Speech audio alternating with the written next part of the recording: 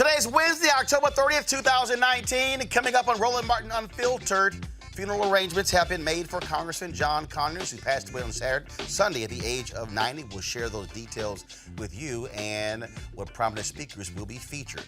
Congresswoman Debbie Wasserman Schultz of Florida goes in on the head of immigration services, telling him his policies reflect white supremacy. A Donald Trump nominee for a federal appeals court breaks down in tears, oh my God, really, during a Senate committee as he heard reaction to the American Bar Association that says he simply isn't qualified. Oh. The family of Antoine Rose will receive nearly $1.2 million from a settlement in the federal civil lawsuit filed against East Pittsburgh and former police officer Michael Rosfeld. The Big Four broadcasters are trying to squash Locast, a startup that makes television streaming free. Wait until y'all hear how we are getting screwed by these cable companies. And a fond farewell to our friend, actor, and comedian John Witherspoon, who passed away yesterday at the age of 77. It's time to bring the funk on Roland Martin Unfiltered. Let's go. He's got it. Whatever the miss, he's on it. Whatever it is, he's got the scoop, the fact, the find. And when it breaks, he's right on time and it's rolling. Best believe he's knowing.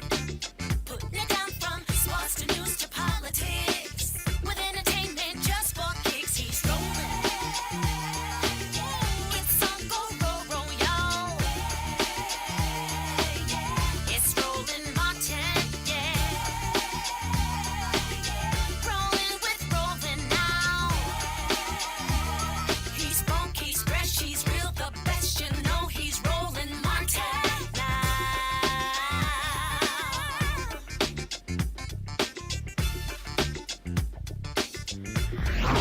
Martin.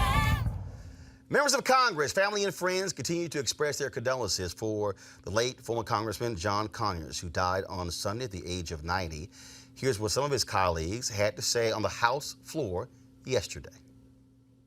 Thank you very much. And let me first of all thank you for organizing this special order that gives all the rest of us the opportunity to come and pay tribute to my hero. As a matter of fact, I'm old enough to remember in a very vivid way the late 1950s and early 1960s when it was people like John Conyers, Martin Luther King, John Lewis, Whitney Young, and other heroes of the period. So John, although he was elected in Michigan, he was really all of our congressmen. He was the representative for all of us. We didn't have 55 African American or black members of Congress at that time, but we had those voices that were strong, vibrant, those voices that gave hope. You know, there was so much hope and possibility being expressed during that period that those of us who were emerging had no idea that there was anything that we couldn't accomplish, any changes that we couldn't bring about, any possibilities that did not exist. And that, to me, was the true essence of John Conyers. I was tremendously impressed with John because he was always for the underdog. He was always for the little guy, always for the little person, always representing those who were left out, those who were unheard, those even who were unheard of. I don't think there was any place in America where action was going on that John didn't go. As a matter of fact, at the time when we were electing the first African American mayor in the city of Chicago, John was there every week. We thought he had moved to Chicago, that he didn't live in Detroit. I mean, every week from the time I guess he left here, and churches and block parties and every place that you could possibly turn, there was John Conyers. So John has given the very best that you can give to his wife and sons and other members of his family. We say thank you for lending all of us to John. Thank you, Mr. Speaker, and I thank the chair and the anchor for this special order hour, Congresswoman Brenda Lawrence, for your commitment, your dedication, and for your service, not just to the people of Detroit, but to the people of this great nation. And I join with my colleagues, not only in the Congressional Black Caucus, but this body of government as a whole, in mourning a giant in the legacy of Representative John Conyers. Representative John Conyers was a force to be reckoned with, a leader of the civil rights movement who stood tall in the House of Representatives for more than a half century, the longest serving African-American congressman. During his 53 years as the representative for the part of Michigan encompassing Detroit, Congressman Conyers fought for the people of his state tooth and nail. Congressman Conyers was known as the Dean of the House of Representatives, and he paved the way for all of us who are here this evening. And I really believe that we stand on his shoulders. Speaking to his legacy, he was a co-founder of the Congressional Black Caucus. And so the fact that we are now 54 members in number, representing more than 84 million people across the country, it was the vision of people like Congressman Conyers and others who allowed the Congressional Black Caucus to come forward. He also led the charge to declare, as has been stated, a national holiday in honor of the great Reverend Martin Luther King Jr., a day Congressman Conyers fought for tirelessly that we now hold in our hearts as a day of remembrance for the legacy of another fearless leader. He also served on two powerful committees as chairman, the House Oversight Committee, and then we just lost the passing of the chairman of that great committee, Chairman Cummings, and the House Judiciary Committee, which has great responsibility. And in both, he never shied away from speaking truth to power.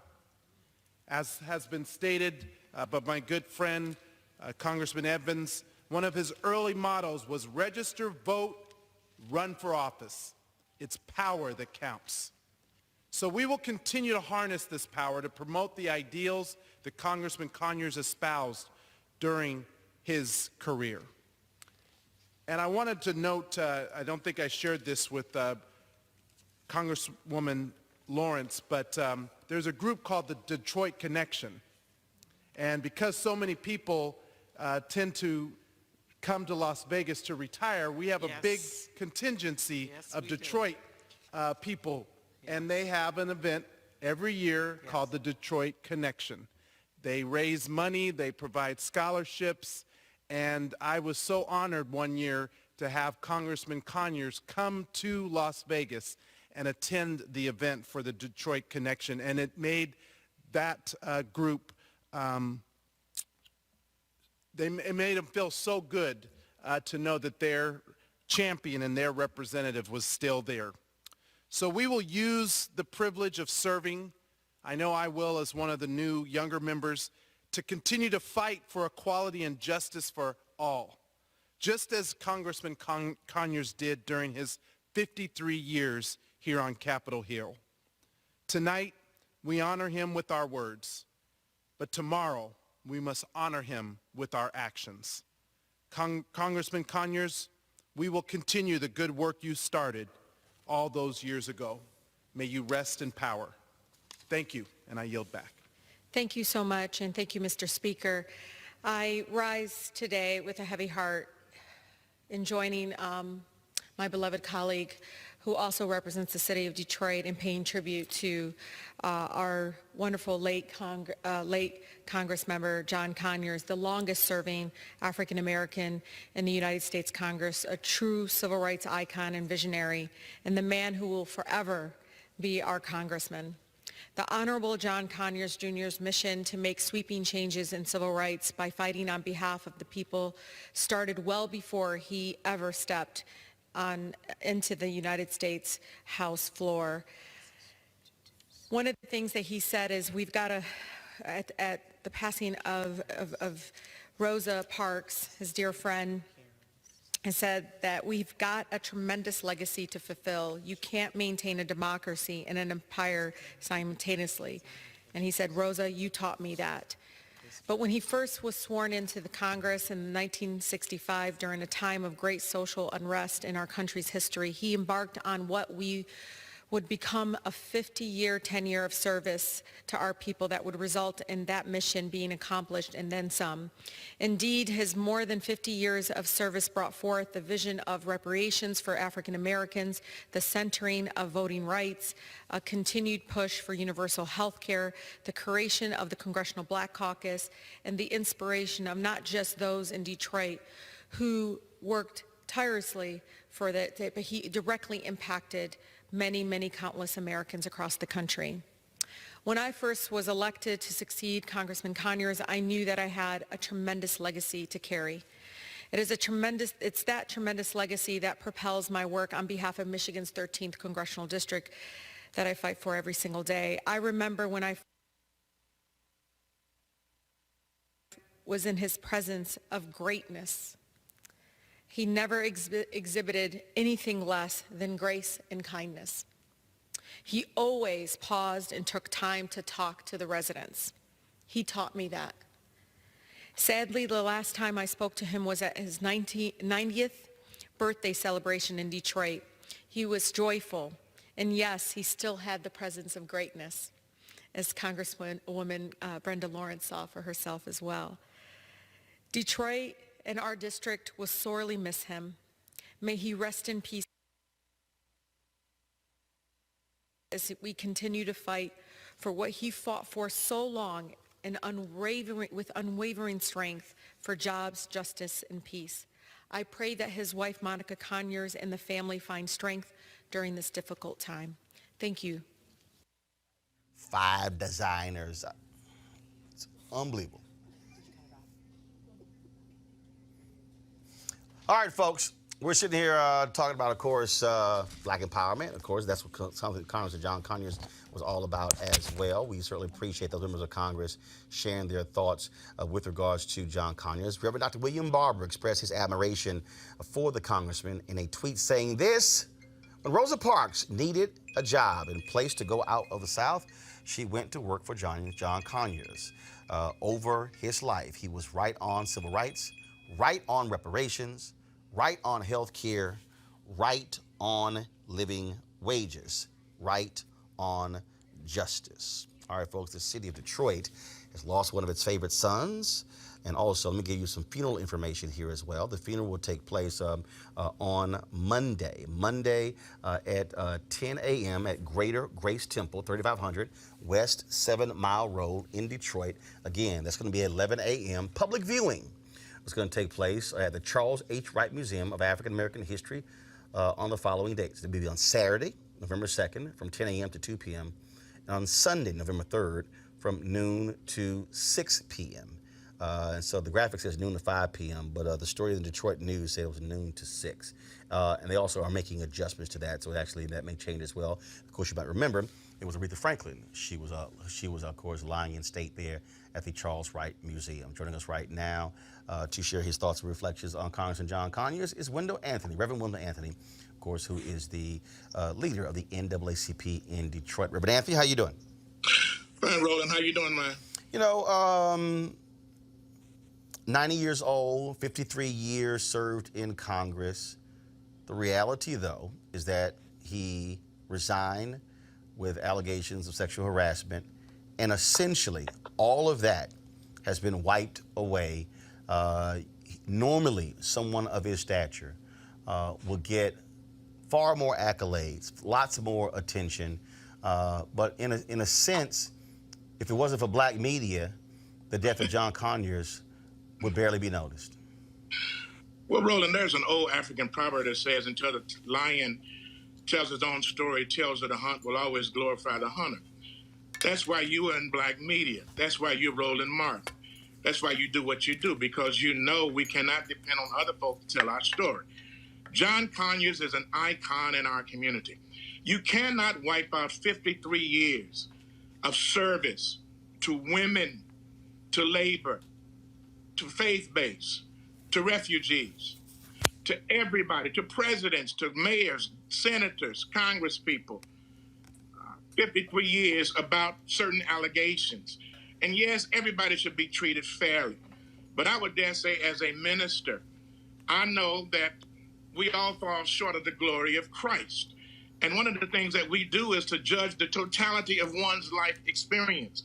And when I look at the life experience of John Conyers, when I look at somebody who has stood in the gap for you and for me, when I look at somebody who's founded the Congressional Black Caucus with others, when I look at somebody who has stood up for Haitian refugees when folk in Florida were shooting at them when they were trying to come here for liberty and justice for all. When I look at John Conyers, stood in the gap for a president, Bill Clinton, who saved him from impeachment.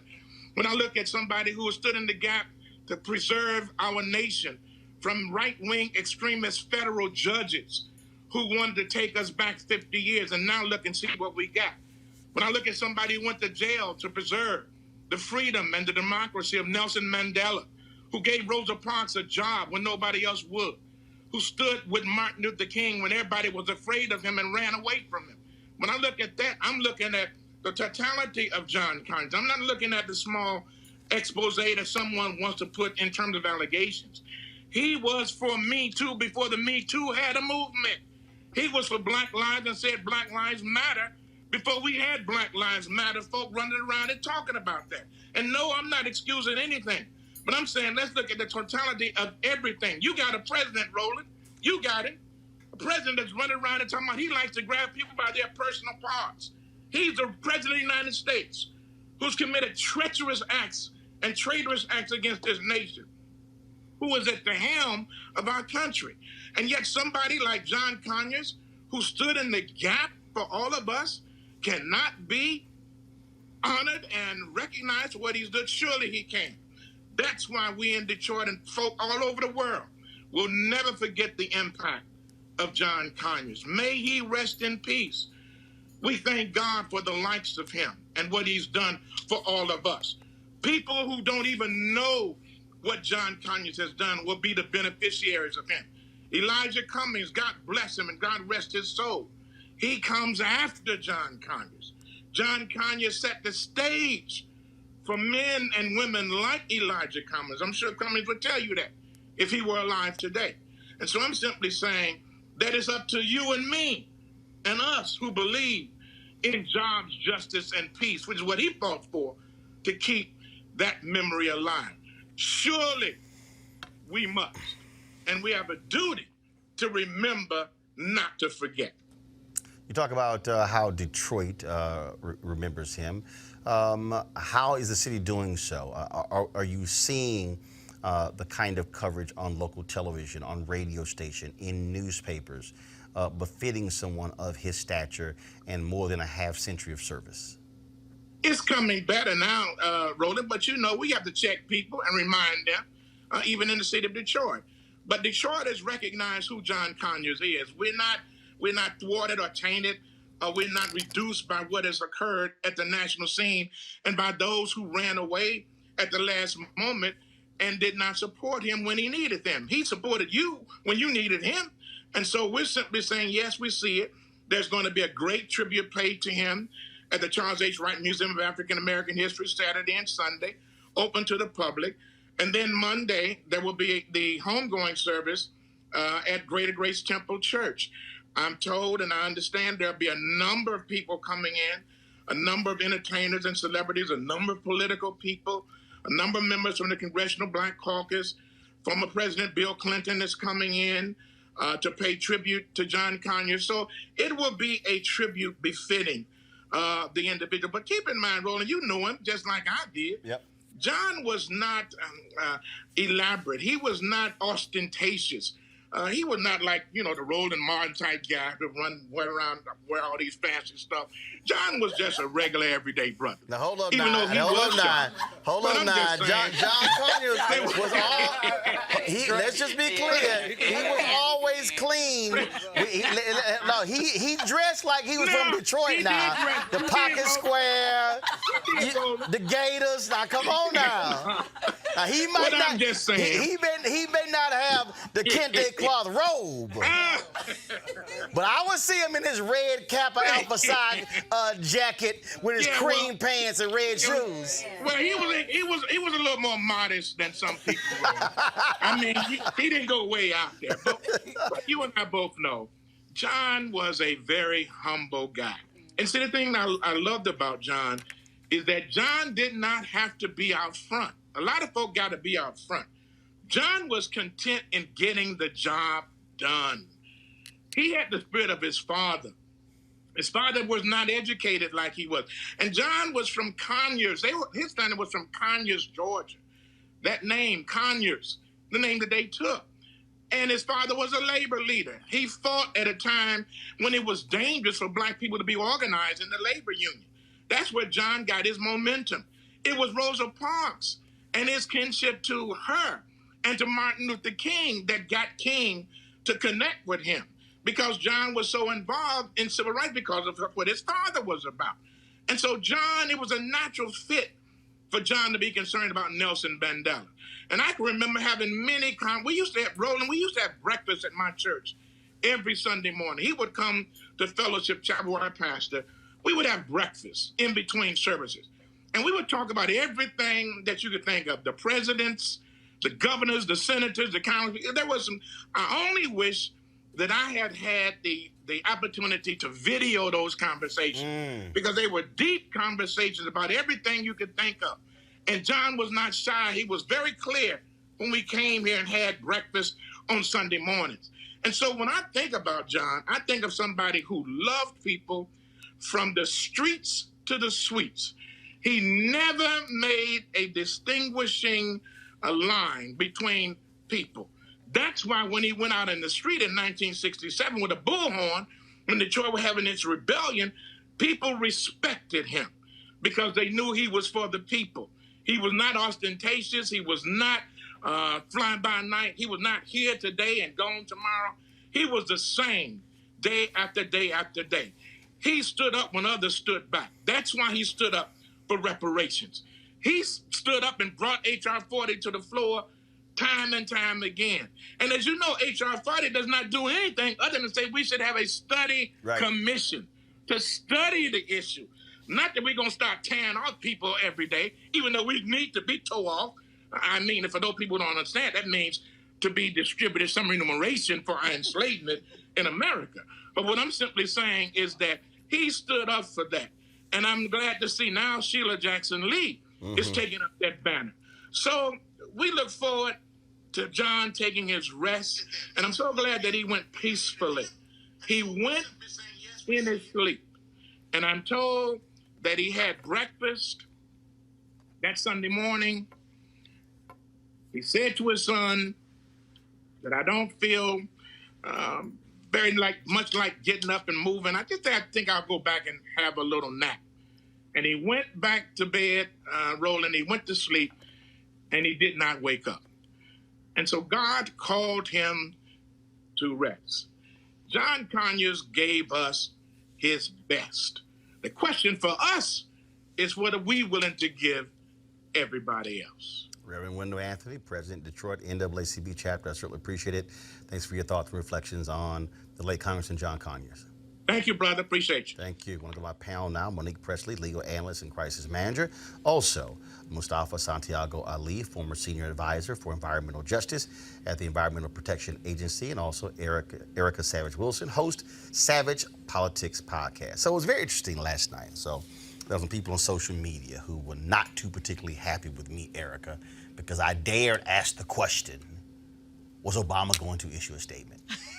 And it clearly is black people still can't say nothing about Obama.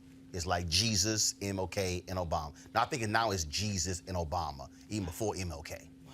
And first of all, what people don't understand is that's what we do. Right. As journalists. We make those calls. When John H. Johnson died, we were pulling statements from different people, and former presidents and Colin Powell and other people, and then we call Oprah. And we ask the question, like, okay, they're gonna release a statement, media mogul in Chicago, media titan dies, and folks, again, I wrote a column on, ticked off Oprah, and she called, and we had that issue. But again, that's what we do.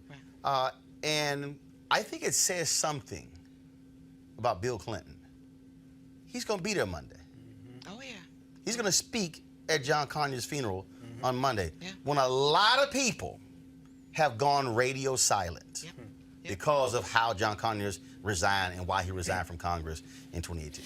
And so I'm glad you brought that up, because people have to also remember that this is the same man that co-sponsored the Voting Rights Act back in 1965. So what Reverend Anthony talked about is looking at the body of the whole person, looking at the portfolio, and that we are beneficiaries of his courage, his acts of courage in his 26 elections in the House of Representatives. We have to recognize that. We also have to recognize is that he had a presence in the impeachment hearings of a President Nixon. So you saying that as a journalist, but also talking about a politician recognizing the death of an elder statesman, that is the absolute right thing to do. And so I definitely would be looking for some type of statement from the former president. And look, Mustafa, the bottom line is here. If you don't have the Voting Rights Act of 65, there is no Obama. There is no 55 members of the Congressional Black Caucus. There is no, I mean, we could go on and on and on. And I believe that you do look at somebody, you do not ignore why he resigned. You do not ignore those women who said that he sexually harassed them. You don't ignore that, but you also cannot deny his legacy and what he accomplished in 53 years serving the citizens of Detroit. Yeah, most folks don't know that I worked for Chairman Conyers for 2 years. I traveled with him around the country.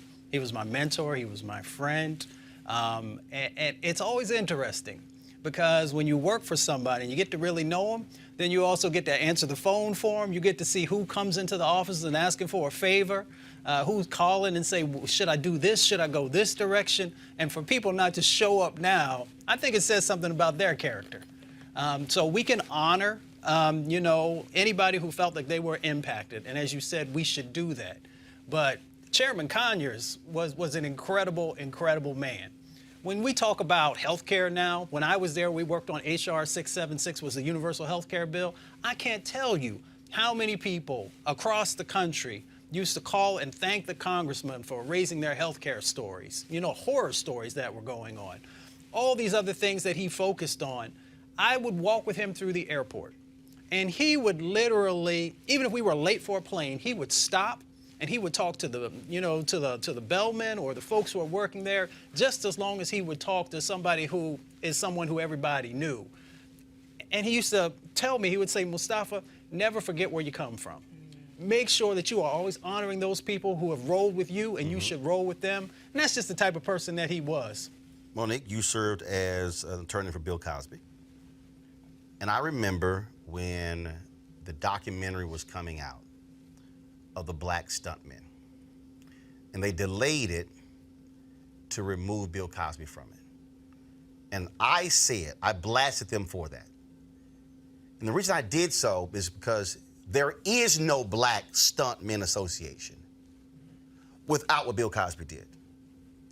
And what I said is, Bill Cosby is sitting in prison right now. And when Bill Cosby goes on to glory, that will be a part of his story. But also the Cosby Show being #1 will be a part of the story. Also the black stuntman being a part of the story. I Spy a part of the story. You cannot get rid of any of that, even with a criticism over here. And I think, to Mustafa's point, it's been very telling how silent a lot of people have been since his passing. Who greatly benefited from him in his leadership? Yes, and in part, there's a lack of gratitude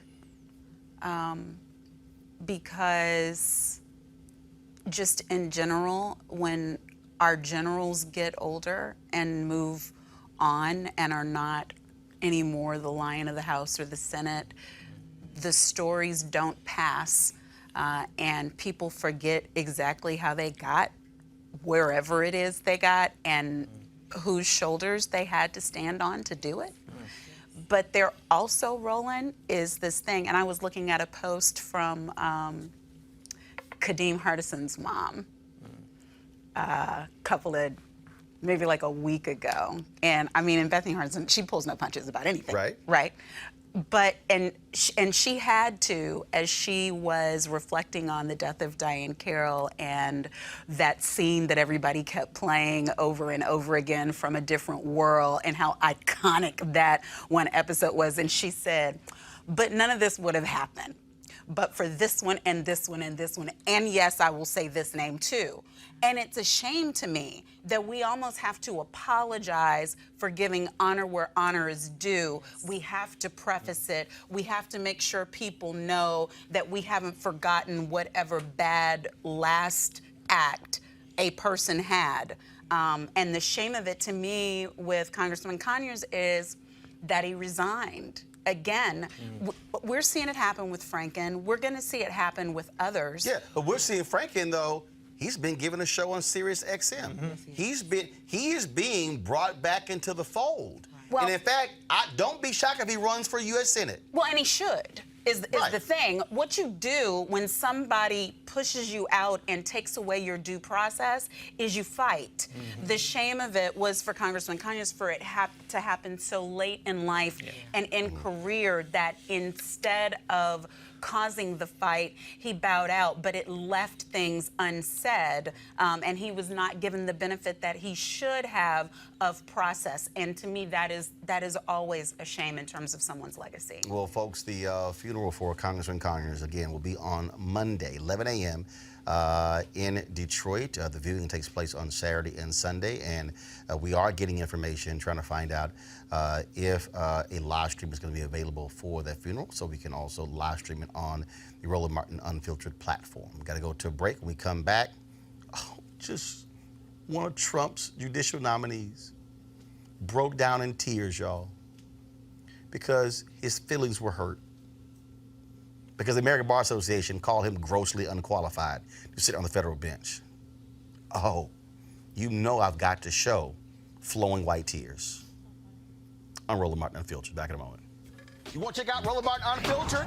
YouTube.com/Roland S. Martin. And subscribe to our YouTube channel. There's only one daily digital show out here that keeps it black and keep it real. It's Roland Martin Unfiltered. See that name right there?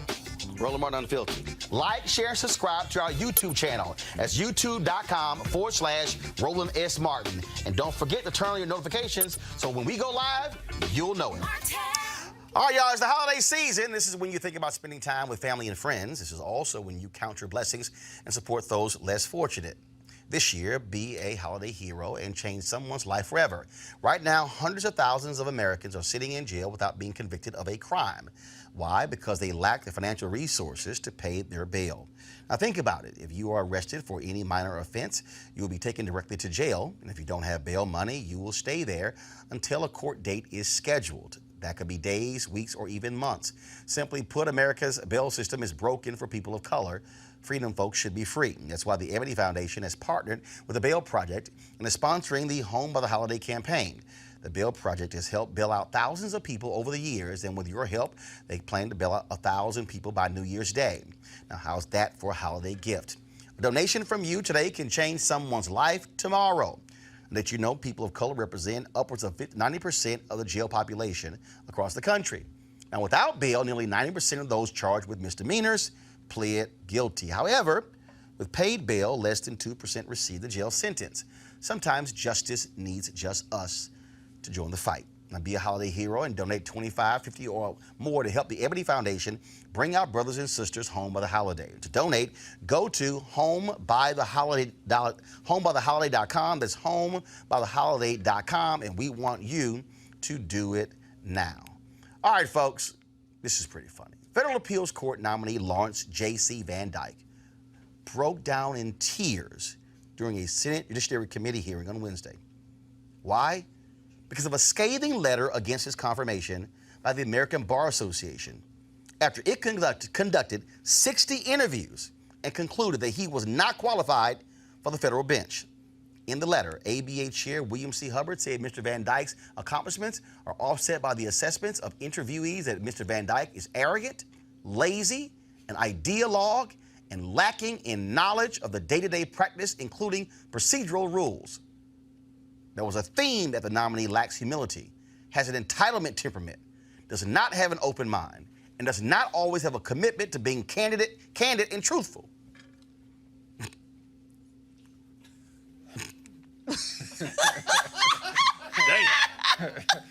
Well. Damn. Y'all should have seen Monique's face as I was reading. She was like, y'all got the video? Y'all got the tears? Damn, there's no video for it. Seriously? Oh my God. Okay, I just will go out, Pam. Okay, Monique, I'm gonna start with you. I mean, to do 60 interviews and call this dude lazy. I mean, they just rip. Go ahead. Well, that's the thing. That's why my face was scrunching up, because it's one thing for them to say, to give a negative recommendation. You could survive that. But yeah, I could see why he would bust out crying. I mean, it's basically saying he does not know how to practice law. And he's like a jackass. I mean, that's what they said about him. And that is, and a liar. Right. And because, I mean, you can take intemperate, Lord, I have appeared before plenty of an intemperate type of judge. I mean, you just wander the halls and find one of those, but doesn't know the basic rules for day-to-day operations.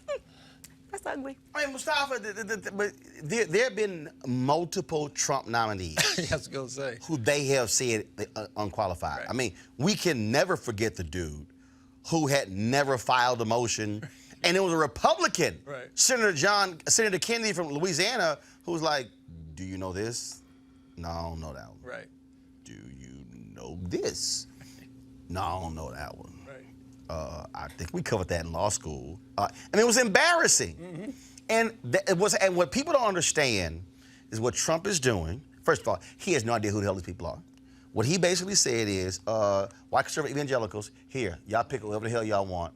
And the problem is, people like Lindsey Graham and Mike Lee of Utah and Ben Sass of Nebraska and John Kennedy of Louisiana, they pretty much are allowing these people to go through, and they don't care because they want to pack the bench with right-wing ideologues to sit there for the next 40, 50 years. It's a mockery of the process. You got these folks who, an L1 student would know more than many of them do.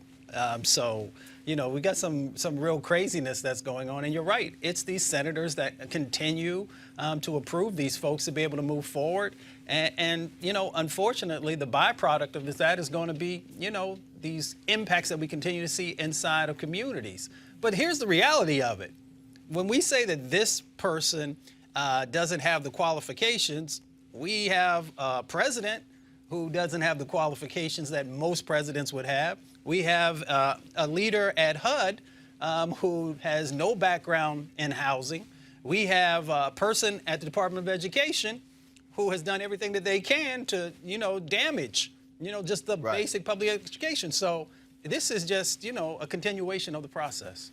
Before I go to Erica, y'all know I was not going to allow this segment to go on without finding the video. Now, I requested the video, and here's the letter also says that you would not commit to being fair to litigants before you, notably members of the LGBTQ community. Can you speak to that? Did you say that you wouldn't be fair to members of the LGBT community? Senator, that was That was the part of the letter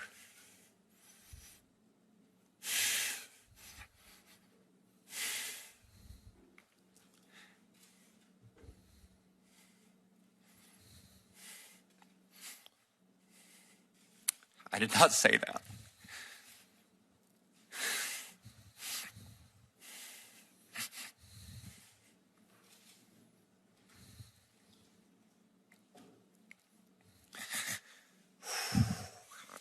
I apologize. It's all right.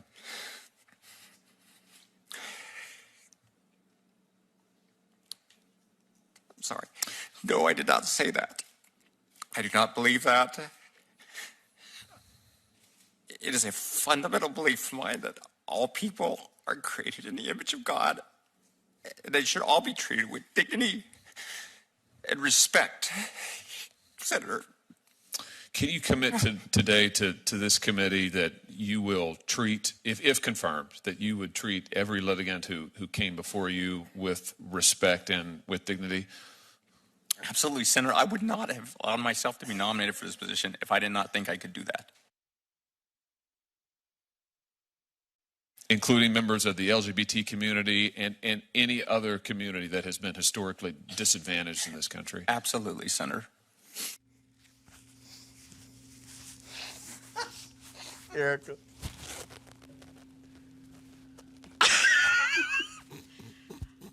I'm not an attorney. I just play one on Law and Order. Oh, you stay at Holiday Inn Express? Right.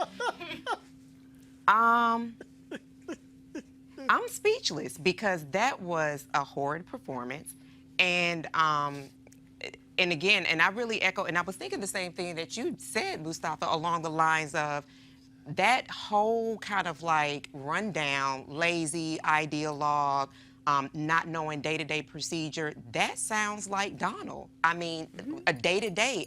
I believe his day-to-day schedule is, you know, chips, burgers, watching all of the networks. So I agree, too, that it is pretty much par for the course.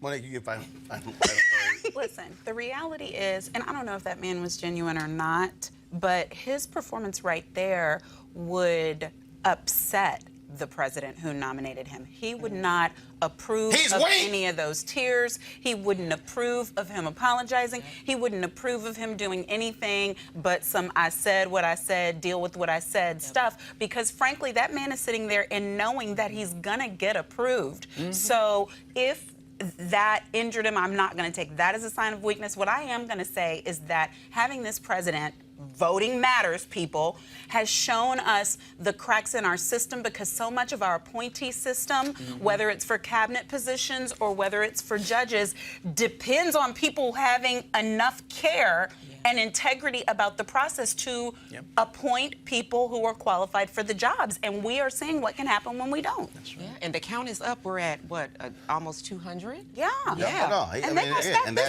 And he's pointing a lot of people to the D.C. court.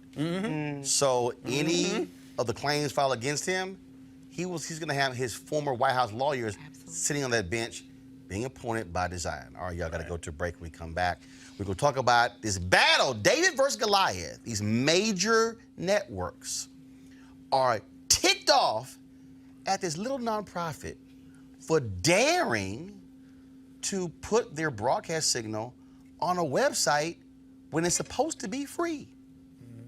I'm going to explain to y'all what this means, and trust me, you're going to be very surprised. That's coming up next, Roland Martin Unfiltered. You want to support Roland Martin Unfiltered? Be sure to join our Bring the Funk fan club. Every dollar that you give to us supports our daily digital show. There's only one daily digital show out here that keeps it black and keep it real. As Roland Martin Unfiltered. Support the Roland Martin Unfiltered daily digital show by going to RolandMartinUnfiltered.com. Our goal is to get 20,000 of our fans contributing $50 each for the whole year. You can make this possible. RolandMartinUnfiltered.com.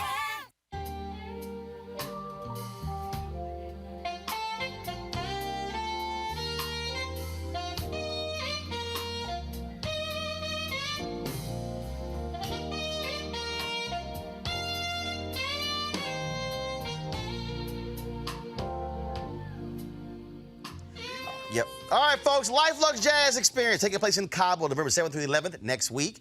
Yours truly will be there. We want you to be there as well. Go to lifeluxjazz.com, LIFELUXEJAZZ.com. 14 acts: Gerald Albright, Kirk Whalum, Average White Band, Shalea, Ronnie Laws. I mean, it's going to be jam-packed. Now, here's the deal. If you can't go, I understand.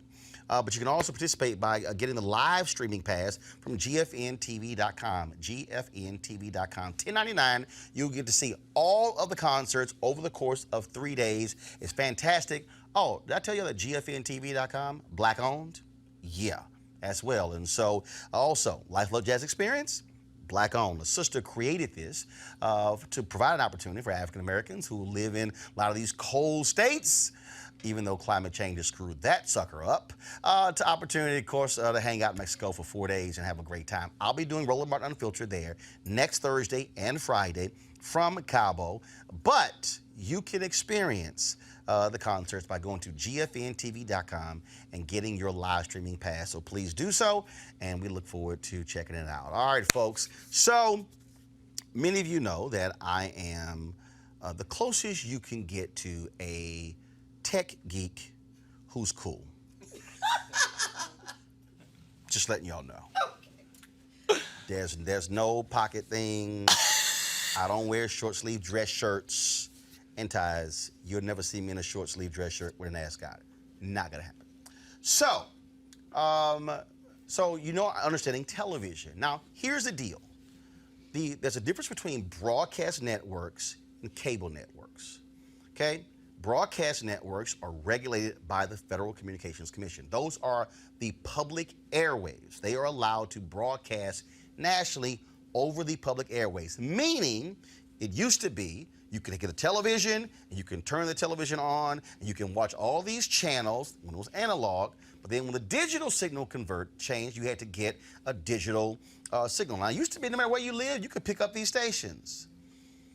Some hanky-panky has been going on, though, and I know this for a fact because it's amazing in the places where I live how it's very difficult to get some of these channels. I personally believe what they're doing is they're blocking these signals or limiting the range of the signals to force you to get that cable set-top box to see your favorite channels. Now, let me further unpack that for you. Again, y'all, this is what I do. I've been doing it for my whole life as a journalist. There's a thing called retransmission. So here's what happened. These companies said, well, wait a minute, cable companies, y'all getting paid, and these people are watching ABC, NBC, CBS, and Fox, so y'all need to start paying us. See, the way cable works, a lot of these cable companies, they get subscription fees. You might get 3, 5, 7 cents, 10 cents. ESPN was getting as many as $4 to $6 per subscriber, which is why the cable bills were so high. So then the broadcast company said, you gotta pay retransmission fees. First person to do that was Les Moonves when he was at CBS. He understood the power of their signal. And we're talking about, folks, millions, 5, 6, 7, $800 million in retransmission fees. But they're supposed to have those signals for free to the public. So my next guest created lowcast.org. Now, I'm going to pull up in a second. And so here's their web interface, folks. And so go to my iPad. And so this is what it is. So basically, what they've done is they've said, hey, people should be able to see their local stations. So I'm going to go here to the cities. Now, right now, they're in Washington, D.C., Chicago, L.A., Rapid City, Iowa. That's where Rapid City is, right? South Dakota. South Dakota. Mm-hmm. A whole bunch of white people. That's where they all know. Atlanta, Dallas, New York, San Francisco, Baltimore, Denver, Philadelphia, Seattle, Boston, Houston, Phoenix, Sioux Falls. Also South Dakota. Also South Dakota. No black people there. And they added somebody new. I saw the press release. And Seattle. So basically, if you're in these markets, you can watch your local net stations do this. Now, again, before I get to my guest, let me explain to you. This weekend, I'm in L.A. for the NABJ board meeting. I pay Xfinity, Comcast, for my cable. I should be able to watch my damn cable wherever I am. I'm paying for it. Nope. I pull up the Xfinity app in LA. I can't watch my cable. I'm trying to watch the Astros play the Nationals, and they beat them. But I can't because they're saying you're out of market. So here I am in the board meeting, bored out of my mind, trying to watch my Astros, and I can't, although I'm paying for it. luckily with Locast. I pull them up. They're in LA. Click. I watch the game via their website as a result of this being created. The networks did not want to do that. You can't go to the local affiliate to watch the game. And you're like, wait a minute, I'm sorry, but this is the public airwaves. Well, my next guest created Locast, and he created not just so you can see it, he actually did it so they could sue him. The founder and president of Good Friend Government Affairs, David Goodfriend. David, how you doing? Hey, Roland, thanks for having me on the show. Now, is that pretty much the story? Well, that's about as good a send-up as I could ask for. You always tell it like it is. That's why I love you. I don't know about your choice of jerseys tonight, but I love you anyway. This the only way I roll. It's the only way I roll. I got no problem with DC Tears by 11:30 tonight. Go ahead. I better leave that alone. Anyway, look, Roland, the point that you make is true. It's kind of what we're all about. I've been a telecommunications lawyer for a long time. I worked at the FCC at one time. And it always struck me that these public airwaves that are supposed to bring locally oriented public news, weather, sports to everybody in the community, that's kind of been a lost value. You know, the broadcasters have no trouble going to Congress asking for billions of dollars for help. Hey, we got to move our transmitter. Okay, you got it.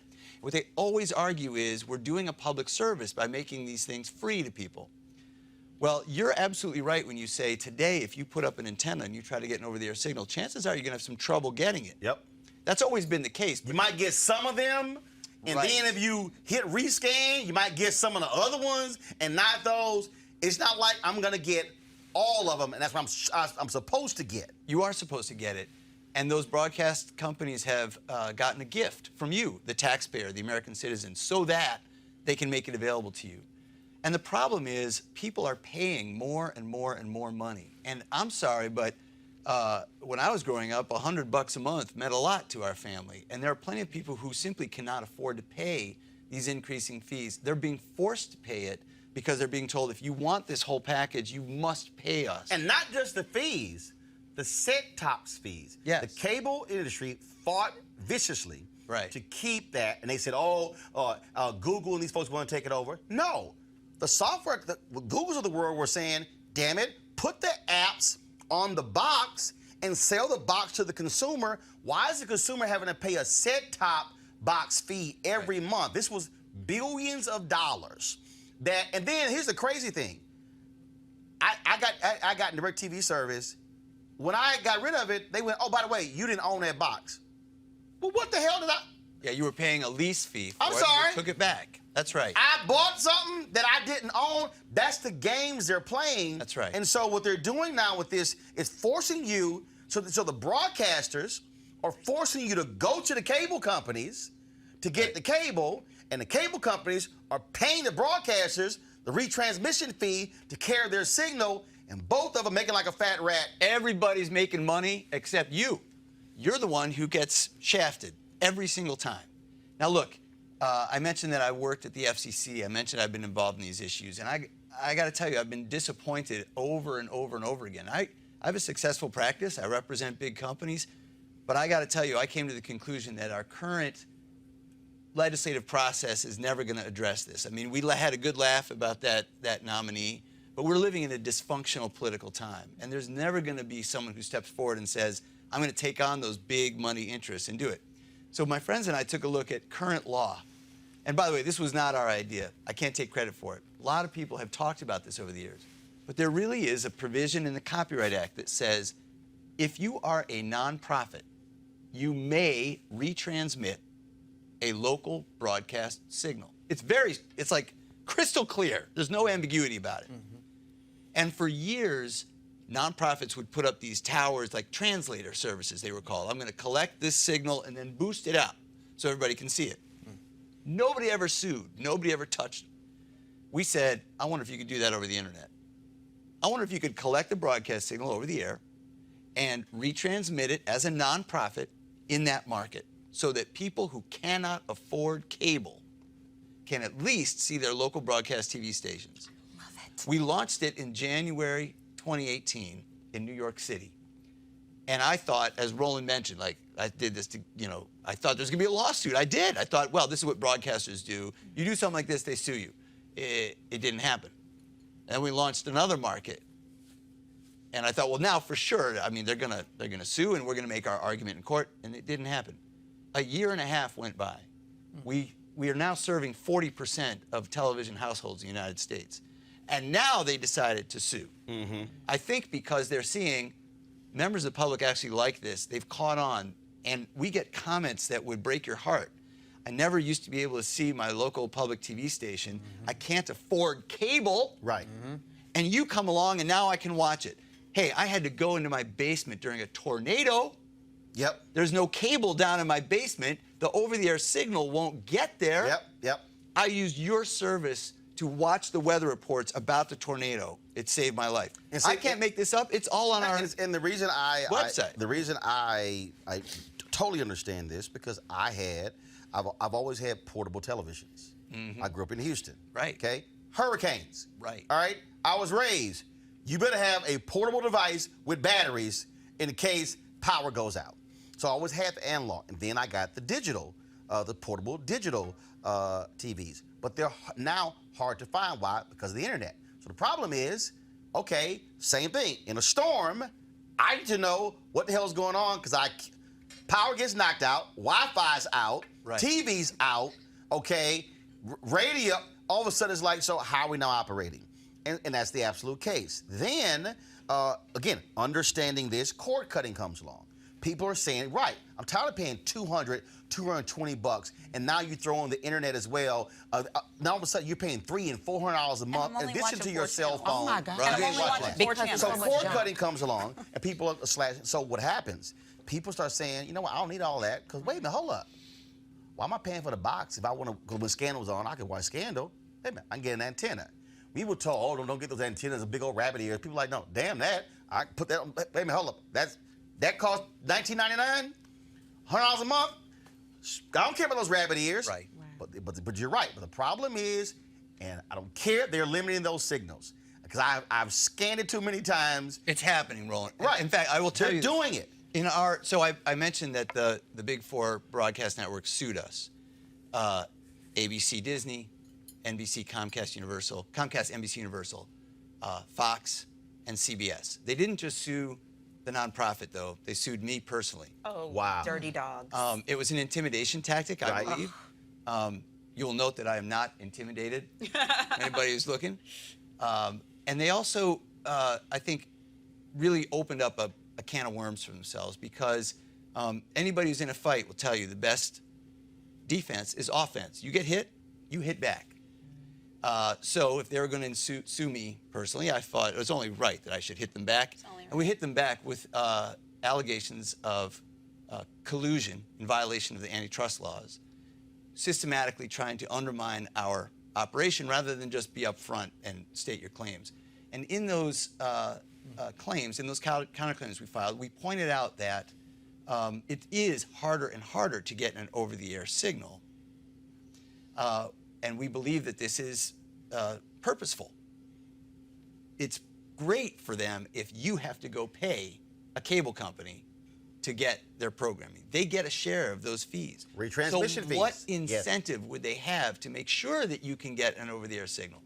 Very little. So as a part of this, and y'all can jump in with questions as well, but as a part of this, by you countersuing, that means that as it goes forward, you can start doing tests to see, okay, how far is this signal traveling? Yes. Because again, when we switched from analog to broadcast and the federal government resold those rights, I don't know why I know this stuff, y'all, but I do. The federal government resold that technology to wireless providers for billions of dollars. We were told, oh, with the broadcast signal, it's going to be the same as analog. So you can get the station now, your analog, you can get it with broadcast. And all of a sudden, you can't.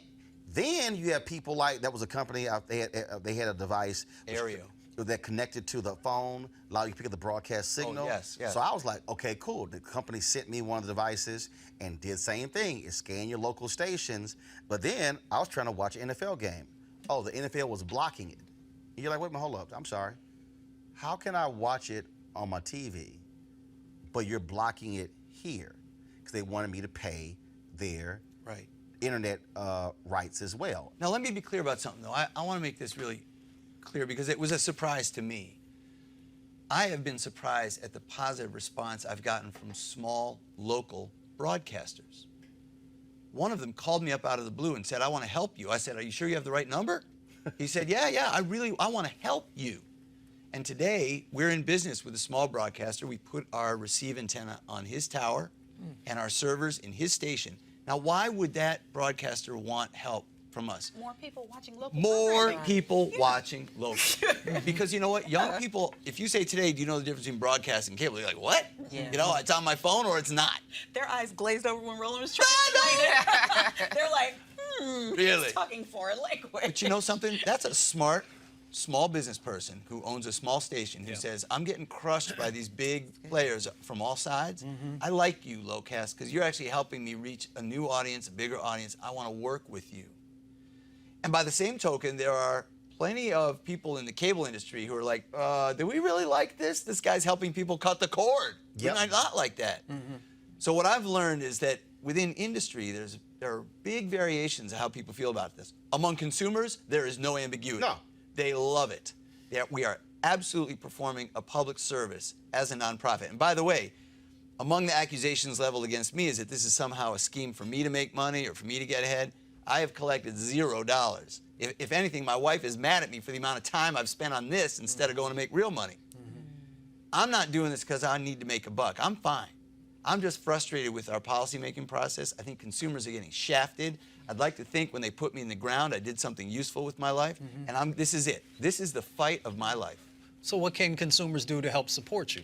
I appreciate that. Well, you can log on. If you're in any one of the markets that we serve, and Roland listed a bunch of them. Pull it up. You can go to locast.org. You can download the app on Apple, on Roku, on Android, and you can become a contributing member at $5 a month. Now, keep in mind, you don't have to become a contributing member.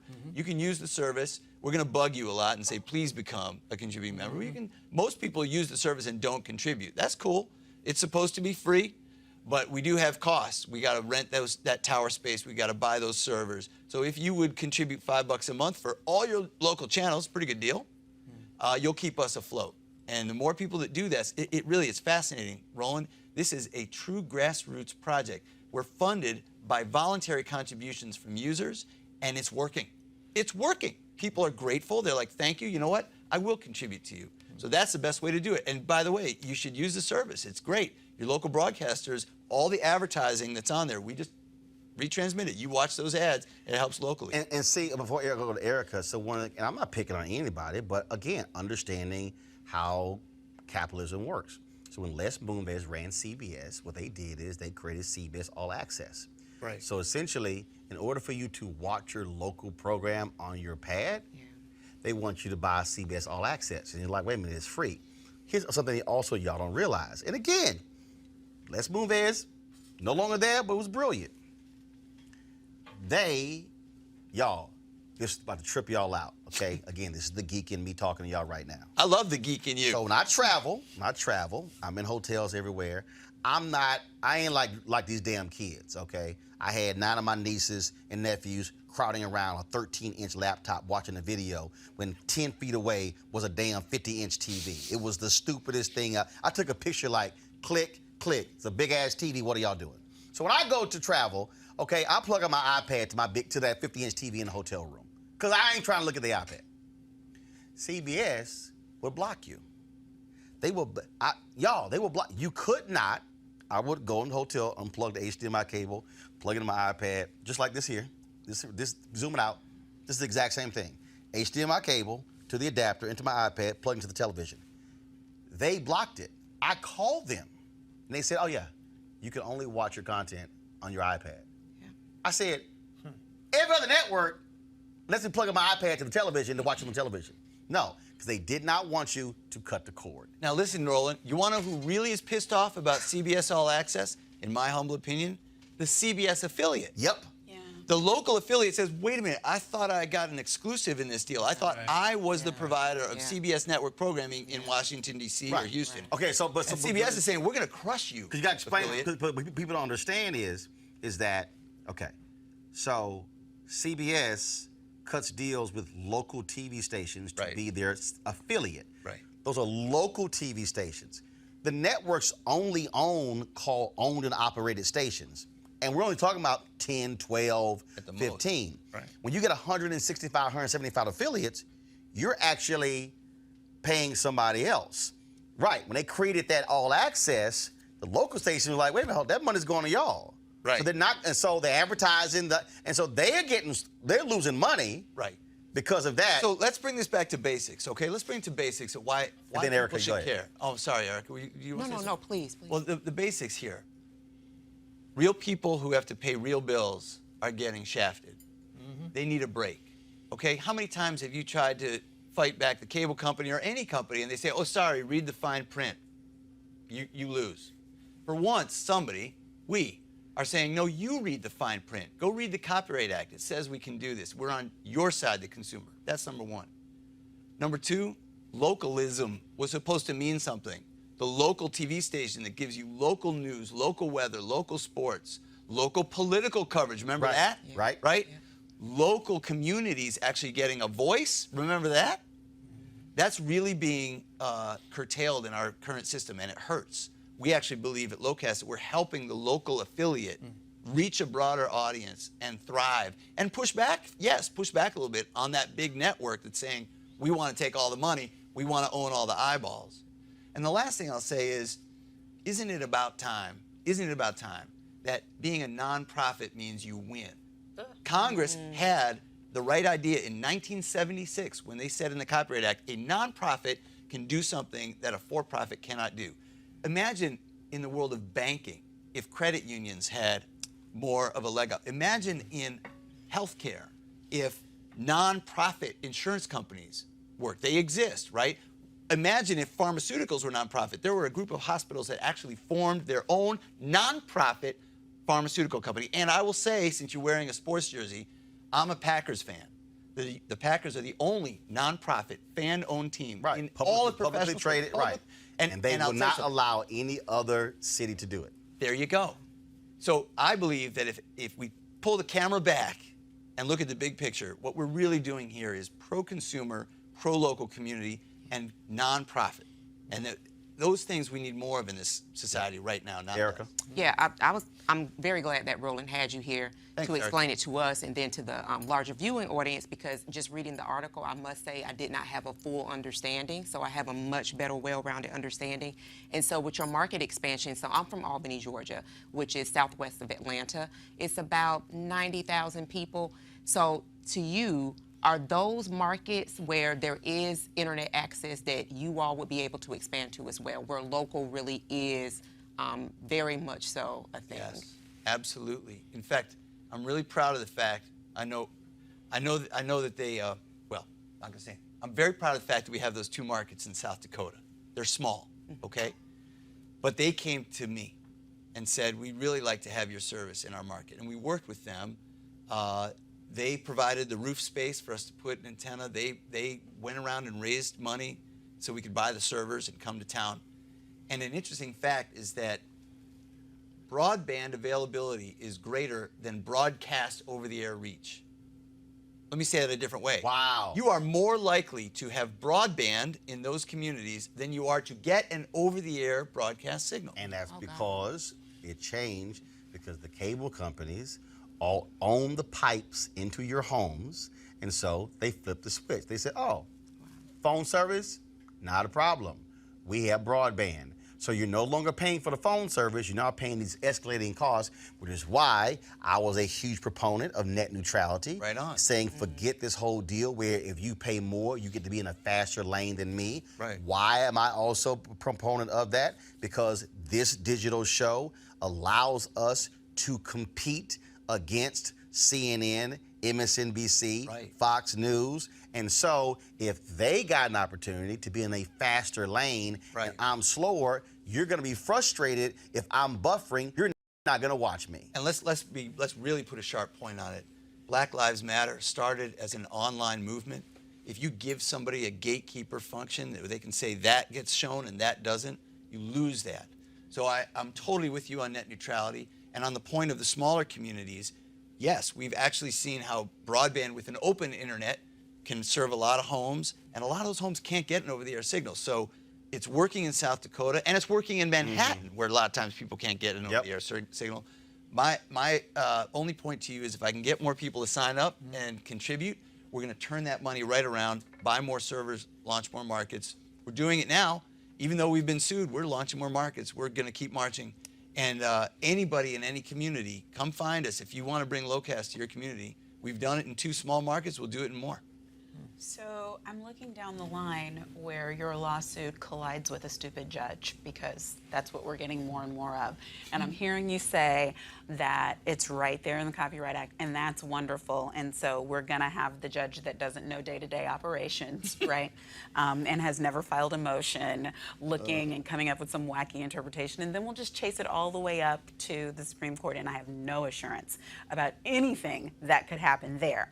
So I'm wondering, are there any other ways to protect the service that you're providing? Like, to me, from what you described, there are real public safety interests involved in people having access to at least local news, which now they do not. They don't. It's a great question. I'm still idealistic enough to believe in our court system. And I'm still idealistic enough to believe that even I, as a progressive liberal, am prepared to make a conservative argument to any judge who will listen. The law is what the law says. They say it all the time. It's called, plain meaning statutory construction. Well, the law says this. Okay, then if that's really how we're living, then the law says a nonprofit can retransmit. I want to put that to the test. It's just a plain meaning interpretation. Now, I also happen to think that we are in the Southern District of New York, a very, sophisticated court with a very sophisticated judge, a judge who's been around for many years, who's been very fair. And I still say it. I have faith in our judicial system. I believe we have the best, strongest, cleanest arguments. Again, the reason they're shooting at me is to distract whoever's the judge from what's really going on. Hey, look at that guy. He's a lobbyist. Right. Hey, look at that guy. He's just trying to make money. We can't prove it, but we think it. He's trying to make money. But even if you win, okay, and the bigs get together and they lobby to get Congress to do what they weren't willing to do before, and then we're looking at legislation to change the Copyright Act. Okay, whatever way the bad people, whatever way the poor people who were affected, I'm waiting for that one. They're just looking at the lawsuit. They're looking at it right now. No, so you're right. Next. You're absolutely right. So their next move would be to go to Congress. Their next move would go to Congress. Where's the buffer? Is there something that we could do in grassroots effort other than watching that could undergird and support and justify why this is necessary? Because this directly affects impoverished communities. Black folk, white folk, all folk, poor folk. But about folks who are giving, that's the database of people who are going to be saying, okay, now let's mobilize and organize. Exactly. And again, making the argument because the cost. What has happened is, again, cable reached a point, I think, at its highest inflection point. I think the highest 90%. point, it was at 105 or 106 million homes. That's right, 90%. So it used to be mid-70s, broadcast networks were in 98% of American homes. Yep. Cable comes in late 70s, all of a sudden, then early 80s, then it explodes in the 90s, and it goes up more than 100 million. You only had about 14 or 15 networks that were above 100 million. CNN, HLN, ESPN. ESPN was charging, it was crazy. So $5 to $7 of every bill was going to ESPN. Then all of a sudden, every year, cable customer service got worse, bill kept going high. And I was sitting there going, there's gonna be a point where the public says, enough. You know what? Y'all can kiss my ass. And the cable companies kept saying, they'll never leave us because they were using sports against people. I watched my Big Ten game, my SEC game. Then it got to the point, millennials were born. Millennials were like, they don't give a shit about TV. And then all of a sudden, millennials don't give a shit about TV. coincides with technology. Then, for the first time, we saw in history the number of television sets being purchased decrease. I never forget, it decreased by 1%. And I said, I know. That's my kind of weirdo. But this is my business. I love this is my your business. And it decreased. And I said, it's starting. Right. And then about 6 years ago, I said, when somebody creates a DVR to record over the air, this bad boy's about to accelerate. Channel Master did. They sent me one. Channel Master, and that's why I don't understand what the hell Tim Cook was doing. If Tim Cook had put a damn coaxial in that Apple TV to now be able to watch over the air through your Apple TV. Well, Apple TV has Lowcast. You can use the Lowcast app on Apple TV. That was a key move for us.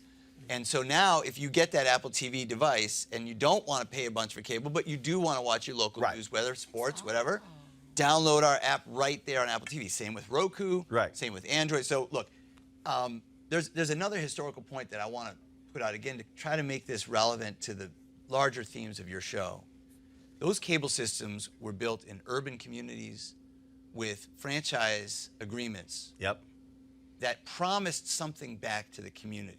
Here, you can use all these rights of way, you can dig up the streets, but you got to serve the community. And yet, those very same systems now have been sold and aggregated into massive corporations, Comcast chief among them. And I don't believe the community that really helped get them off the ground has been given its fair shot. And they gave several African Americans, David Percy Sutton in New York at one of the franchises. Yes. John H. Johnson had one of the franchises in Chicago. And then they sold those in the early 80s before this whole thing exploded. That's right. And you're right. And so those cable companies then went from owning, and then, because I have the copy of the speech, Kathy Hughes gave a speech at the Rainbow Push where she said, okay, it's a shame that we launched TV One and we had to give Comcast equity in our network to guarantee we get put on. So that also was happening. And so all of a sudden you went from the cable companies now owning the cable channels. And so now they own the content that's on their very systems, and they're making that money and not owning the broadband as well. So it's like, oh, we're vertical and horizontal. We're going to get the money in every single way. Exactly. And so it's all this sort of game, but it's so costly. Cord cutting is blowing up. ESPN is now in 87 million homes. That's a lot. They've lost 13, do the math. They lost 13 million homes, y'all. Multiply 13 million subs by $6 by 12. They're scared. Billions of dollars lost because people said, I'm sick of paying all this money for cable. And this now allows them to watch. And go to my iPad, please, because see, y'all might be thinking this is ABC, NBC, CBS. No, because of the broadcast, when it was switched, used to be analog broadcast. Come back to me, I'll it's an analog broadcast. So here's what happened. So Channel 4 now has Channel 4.1, 0.2, 0.3, 0.4. So they now have 4 stations.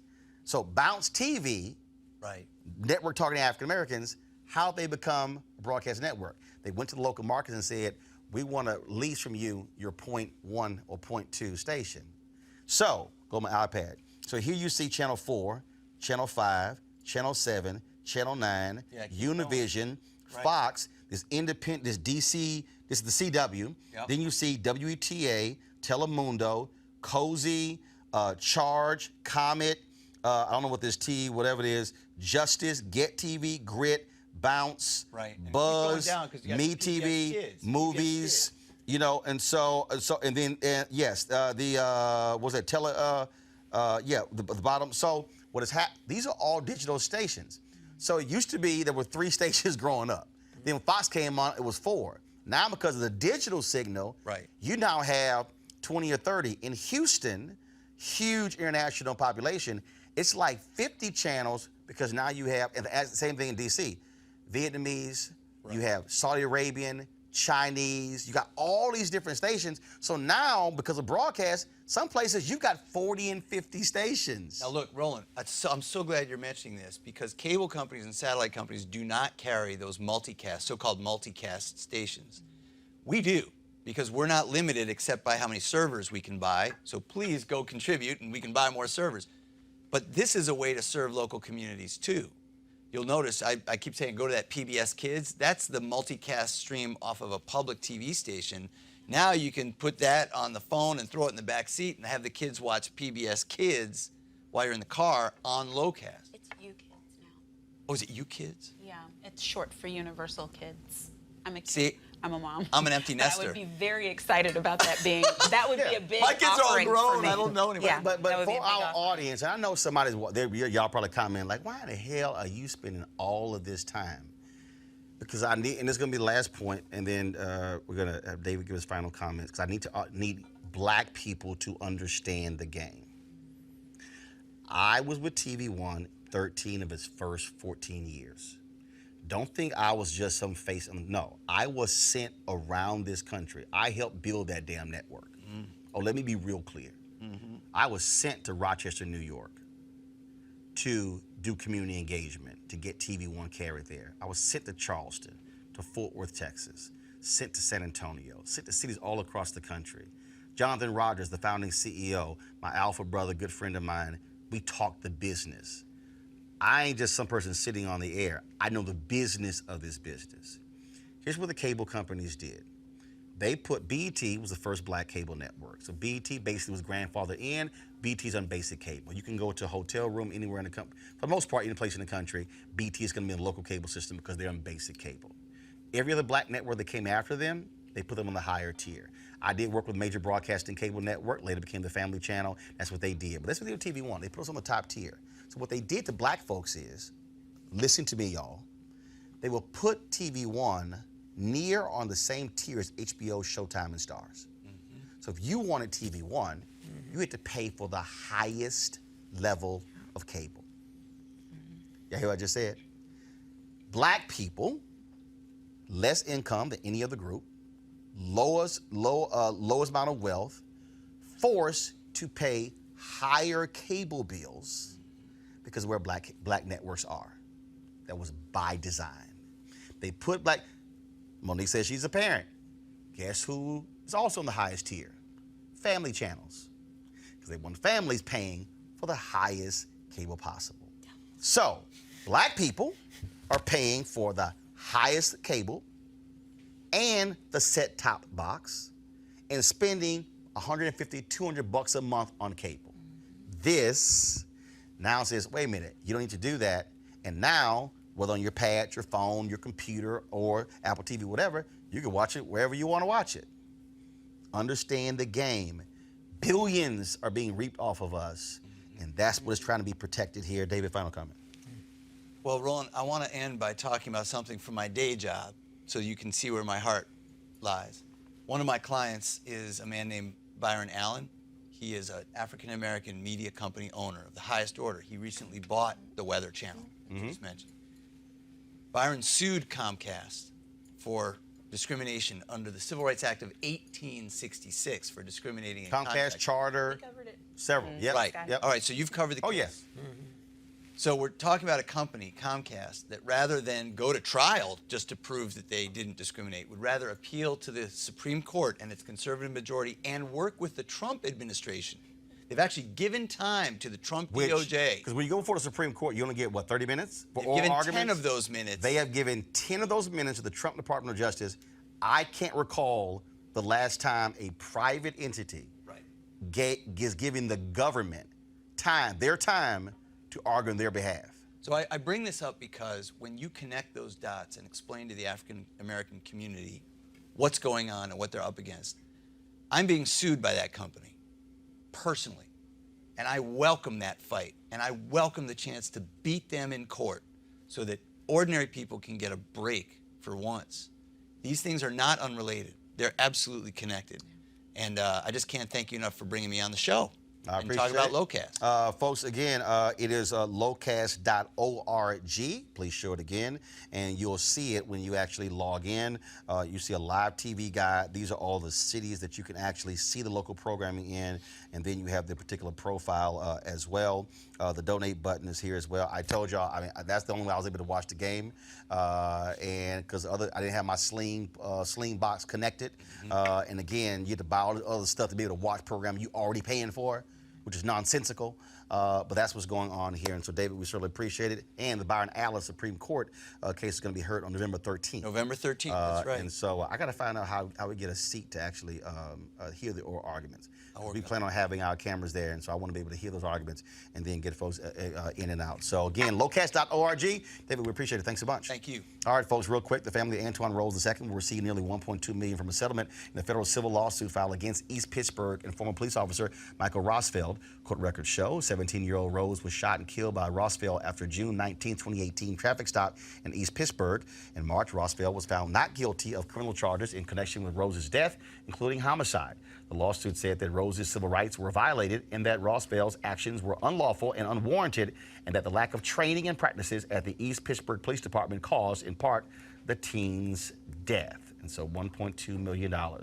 Folks, actor and comedian John Witherspoon has passed away. Early today, his family tweeted, "It is with deep sadness we have to tweet this, but our husband and father, John Witherspoon, has passed away. He was a legend in the entertainment industry and a father figure to all who watched him over the years.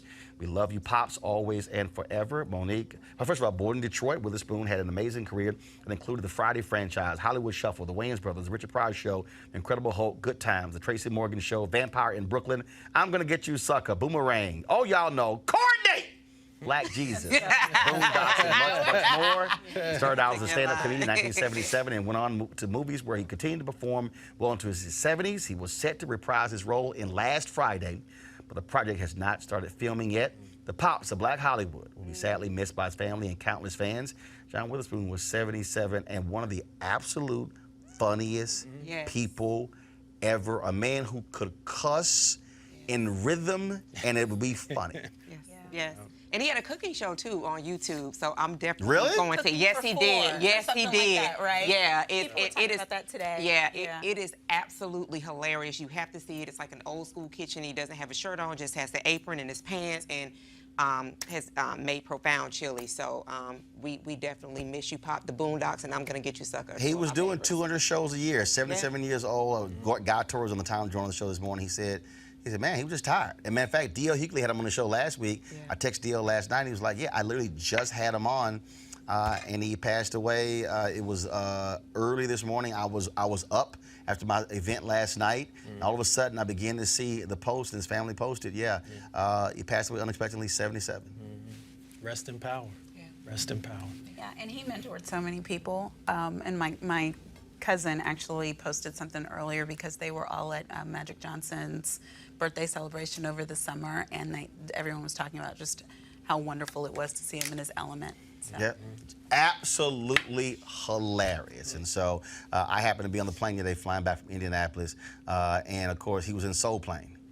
And I just kept rewinding it back. John Witherspoon was absolutely crazy, and so it leaves a great body of work. We appreciate it. All right, folks, I got to go. Tomorrow I'll be broadcasting from New York. Culture Shift takes place. We'll be broadcasting from the Apollo Theater tomorrow and Friday. We want you to support Roland Martin Unfiltered. Of course, this is what we do, bring you information you're not going to get anywhere else. And so please go to RolandMartinUnfiltered.com. Join our Bring the Funk fan club. Every contribution you give goes to support this show. You can give via Cash App, PayPal, or Square. We certainly would appreciate that. Thank you to the Stewart brothers last night for having their lecture series, 30+ years in Indianapolis, the state of Black America. We focus on economics, and so we're going to be restreaming that as well. And so if you missed it, go to our YouTube channel and check that out. And so please do so. And of course, I got to go because in about 25 minutes, Game 7 begins. Astros versus Nationals. Look, I ain't trying to have history made. I saw this tweet. Let me find it. This is the craziest thing I've ever heard in my life because we were asking the question, and this is nuts, and I'm really about to go on y'all. This is crazy. In the history of Major League Sports, where's this damn thing? In the history of Major League Sports, this guy put this thing together, and I sent it. Okay, here it is. There have been 1,420 championship series in Major League Baseball, hockey, and the NBA. This is the first time ever where the road team won all games. That shit ends tonight, okay? Astros win it at home. Just letting y'all know that shit wins tonight because Yeah, well, he a bandwagon. No, Henry's a bandwagon Nationals fan. No, he ain't no real Nationals fan. And so I want to. So again, zoom in. The Astros gonna get another one of these tonight. Zoom in, damn it, I'm paying you. And yes, it's Henry's birthday. He's like 59 or something like that. And so the Astros gonna get one more of these tonight, Game 7. I've been killing Huggy Lowdown. We're gonna have lots of fun with it. All right, y'all, I gotta go. We'll see y'all later. H-Town, holla!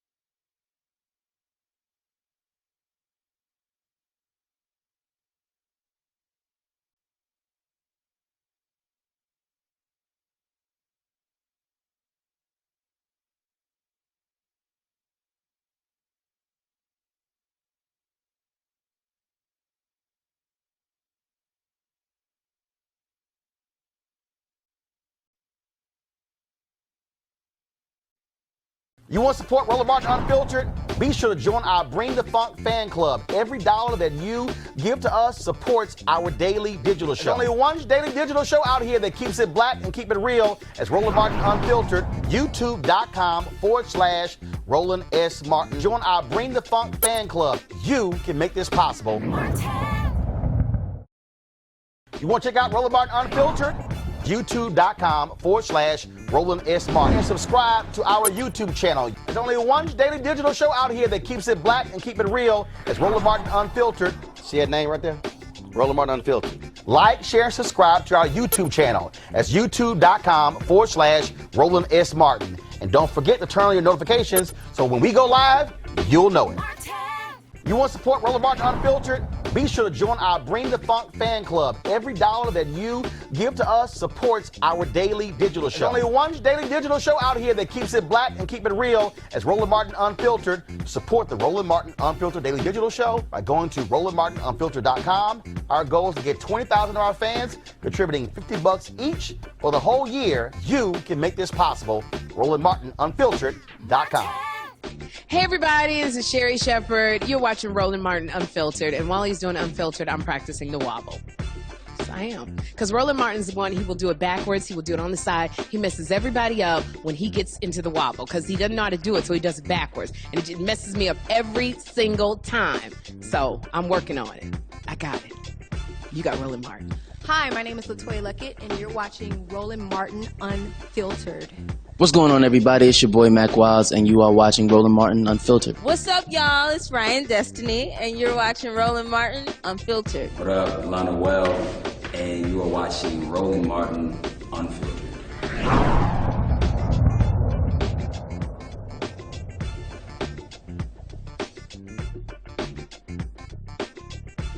Hey fam, want to check out Roland Martin Unfiltered? The blackest show on all of digital, cable, and broadcast. Check out our audio podcast. There's only one daily digital show out here that keeps it black and keep it real. It's Roland Martin Unfiltered. Press play. Martin.